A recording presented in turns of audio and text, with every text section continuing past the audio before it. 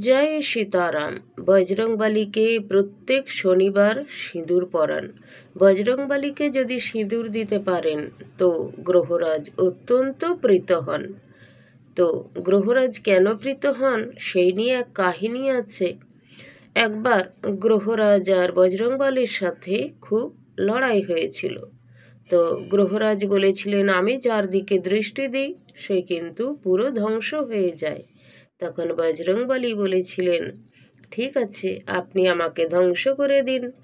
তখন গ্রহরাজ তার দিকে তাকালেন, তো তিনি বললেন, জয় শ্রীরাম বলে তিনি লাফিয়ে তার লেজ দিয়ে গ্রহরাজকে বেঁধে ফেলেছিলেন। গ্রহরাজ তখন বলেছিলেন যে তুমি আমায় ছেড়ে দাও, আর আমি তোমাকে কথা দিচ্ছি যে বজরংবলীকে সিঁদুর পরাবে আমি তার প্রতি অত্যন্ত প্রসন্ন থাকব। তো সেই থেকে গ্রহরাজ সন্তুষ্ট থাকবেন এই কথা জানার পর বজরংবলীকে সিঁদুর পরানোর রীতি আছে। আর এক কাহিনী আছে, যখন অশোক কাননে মাতা সীতার সঙ্গে দর্শন করতে যান বজরংবলী, গিয়ে দেখেন মাতা সীতা অত্যন্ত ক্রন্দনরত অবস্থায় আছেন। তখন তিনি মাতা সীতার কাছে তার প্রভু শ্রীরামের দেওয়া একটি অঙ্গুরীয় দেন। সেই শ্রীরামের লেখা অঙ্গুরীয় দেখে মাতা সীতা অত্যন্ত প্রসন্ন হয়ে যান এবং তিনি তার পুত্র বজরংবলীকে বলেন যে, হে পুত্র, তুমি তোমার পিতাকে বলো তিনি যেন আমাকে এই রাক্ষসপুরী থেকে উদ্ধার করে নিয়ে যান খুব শীঘ্র। তখন বজরংবলী বলেন যে, মাতা, আপনি কোনো চিন্তা করবেন না, খুব শীঘ্রই আমার পিতা আর ভ্রাতা লক্ষণ সমস্ত বানর সেনা নিয়ে এসে এই রাক্ষসপুরী ছারখার করে দেবেন এবং আপনাকে উদ্ধার করে নিয়ে যাবেন। মাতা, আপনি কোনো দুশ্চিন্তা করবেন না। এই বলে মাতা সীতাকে প্রবোধ দেন। তখন মাতা সীতা তার চূড়ামণি, মাথায় থাকা চূড়ামণিটি বজরংবলীকে দিয়ে বলেন, এইটি তোমার প্রভুকে দিও, তিনি তাহলে বুঝতে পারবেন।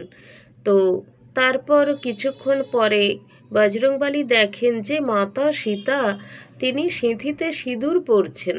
তখন বলছেন, মাতা, আপনি কেন সিঁদুর পরছেন?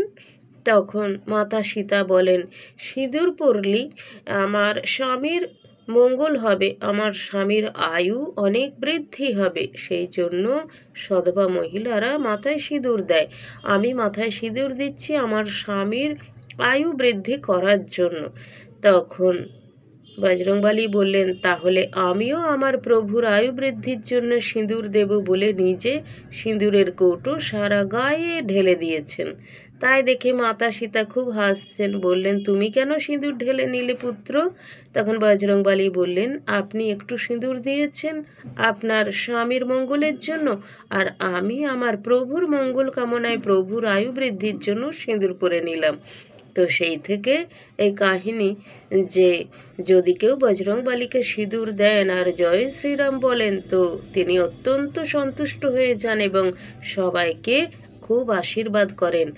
আর যার সাথেই বজরংবলী থাকেন তার কিন্তু কখনো কোনো কিছুতেই ভয় থাকে না, কোনো কিছুর অভাব থাকে না।